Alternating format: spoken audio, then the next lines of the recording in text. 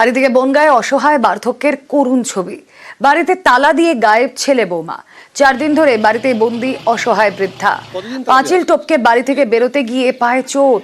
বড় ছেলে বৌমার বিরুদ্ধে সরব স্থানীয়রাও। কি বলছেন বৃদ্ধা একবার শুনুন। তালা হয়ে চলে গেছে। কারা? ও আমার ছেলে বৌমা। আপনাকে ঘরের মধ্যে আটকে দিয়ে চলে গেছে? না, আটকে দিয়ে না, আমি তখন ওষুধ আনতে গেছি, এসে দেখি তালা দেয়। তাহলে আমি বাড়ি ঢুকি কি করে? পাঁচিল টপকে ঢুকতে যে পায়ে ব্যথা পাইছে। এমনিও মাঝে মাঝে এরকম তালা আটকায় দেয়, আমি বাড়ি থেকে বেরোতে পারি না। 8টার আগে তালা খুলে না। আমার খুব কাজ করে আপনার ছেলে? আমার ছেলে ওই যে টোটো যায়, আমার জায়গা বেছে টোটো কিনেছে, ওই টোটো চালায়। ঘর বাড়ি সব আমার টাকা দিয়ে করেছে।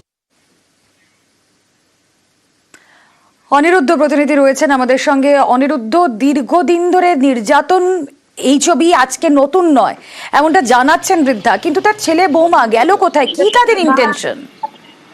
দেখো রুমেলা, তোমাকে জানিয়ে রেখে যে উত্তর 24 পরগনার বনগাঁ পৌরসভার 12 নম্বর ওয়ার্ডের দেবগড়ের ঘটনা এটি। এবং দেবগড়ের এই বিল্ল বিশ্বাস, যার অভিযোগ যে তার ছেলে এবং বৌমা গত 4 দিন আগে বাড়িতে তালা দিয়ে তারা চলে যায় এবং তিনি সেই সময় বাইরে ছিলেন। পরবর্তীতে তার ঘরে প্রবেশ করবার জন্য রীতিমতন পাঁচিল টপকে ঢুকতে গেলে তার পায়ে চোট লাগে।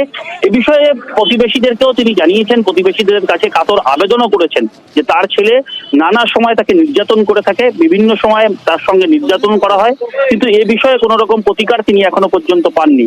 আজকের এই ঘটনা নিয়ে তার ছোট বৌমা এখানে থাকেন না, তিনি ব্যান্ডেল থেকে এসে পরবর্তীতে বনগাঁ পুলিশ প্রশাসনকে জানায়। পুলিশ ঘটনাস্থলে পৌঁছায় এবং তাকে উদ্ধার করবার জন্য পুলিশ এখনো চেষ্টা চালাচ্ছে। কারণ এই বৃদ্ধা যে বাড়িতে আছেন সেই বাড়িতে যে ছেলের, অর্থাৎ বড় ছেলে উজ্জ্বল বিশ্বাস, যার বিরুদ্ধে এই অভিযোগ, মাকে তালাবন্দি করে রেখেছে 4 দিন ধরে। তিনি ভিতরে খেতে পাচ্ছেন না, রান্নার কোনো পরিবেশ নেই, তিনি সেই অবস্থায় রয়েছেন। কাতর আবেদন বৃদ্ধার যে তার এই অবস্থা থেকে মুক্তি হোক, সেই ব্যবস্থা করুক প্রশাসন, তেমনই দাবি করেছেন।